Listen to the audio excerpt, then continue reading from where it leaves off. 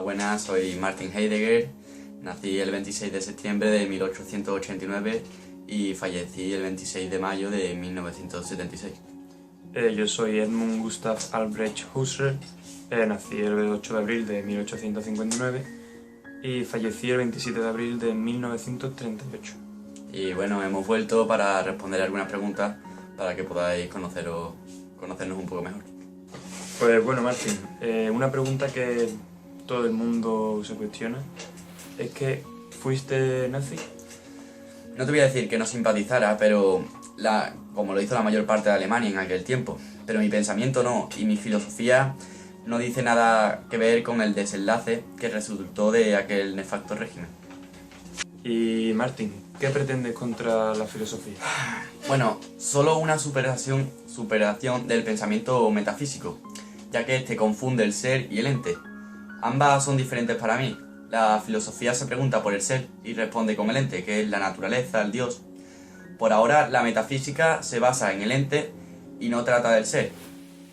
Este trata al ente como algo superior y constituye al ser como estos entes. Bueno, Martin, ¿podrías aclararnos un poco mejor qué es el ser? Bueno, primero decir que el ser no tiene nada en absoluto de parecido al ente, ¿vale? Es difícil de explicar y más aún de comprender. La pregunta es ¿por qué hay ser y no hay nada? Quizás ambos sean lo mismo. Puede ser que el ser sea la condición de la nada, es decir, de no ser nada. Simplemente el hecho del ser entre la nada, o sea, un ser en el mundo, no deja de ser un arte, un habitar prácticamente del mundo. Y bueno, ¿cómo podemos llegar al ser? Bueno, solo podemos llegar a través de un ente llamado Dasein, que es el ser ahí. Es el ser arrojado a la existencia, el que no tiene más remedio que existir y preguntarse por sí mismo. Ah, vale. Y por ejemplo, el hombre es un ente que interioriza un ser que quiere vaciarse de ese ser al intentar contemplar. Sí, Dasein es el ser asociado al ente hombre. Para mí, el Dasein es un ser interrelacionado con el mundo. Es el proyectarse en las posibilidades del mundo y estas soluciones que tomamos son las que nos definen a nosotros y las cosas con las que nos involucramos. Además, este ser en el mundo es un ser con los otros. De ahí que el mundo es una interrelación en la que convivimos.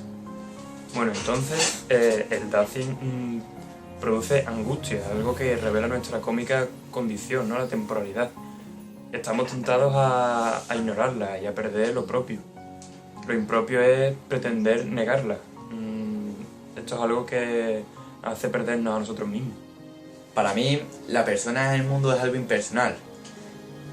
Nuestra vida está marcada por reglas que nos fijamos personalmente.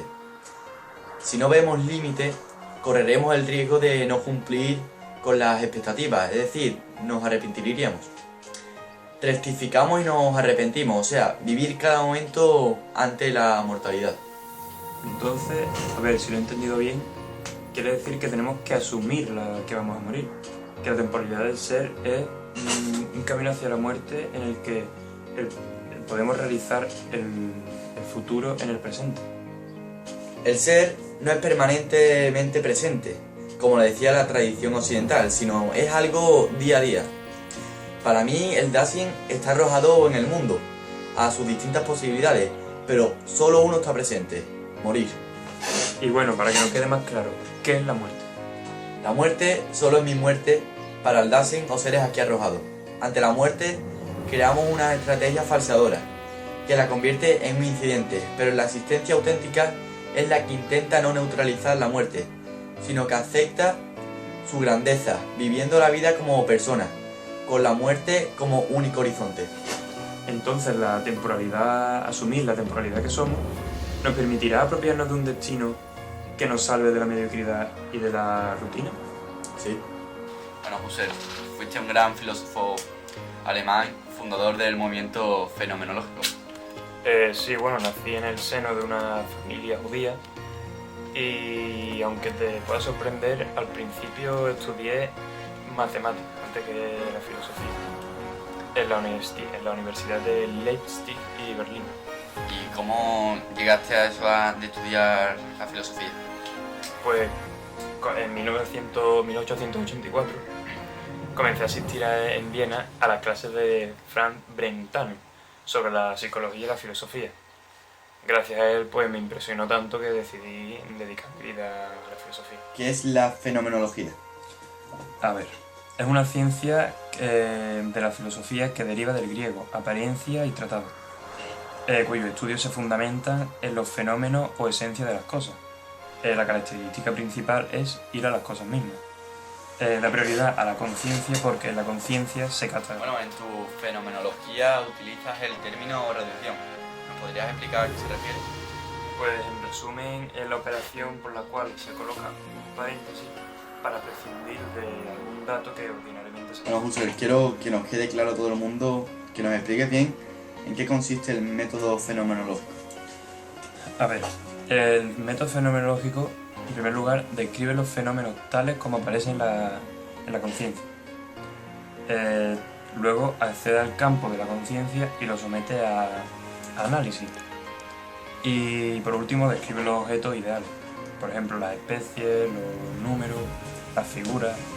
Y por ejemplo, el color rojo es ideal, no las cosas rojas, que son objetos reales, sino el color en sí. Cuéntanos un poco más sobre tu vida. Pues una vez tuve una intención fundamental que consistía en devolverle a la filosofía el estatus científico que perdió en las últimas décadas del siglo XIX, donde el pensamiento psicologista dominaba, cual decía que la psicología era el fundamento de la filosofía, especialmente de la lógica, ética y estética que tratan del pensamiento. Bueno, Husserl, ¿me podéis contar cuáles eran tus obras principales?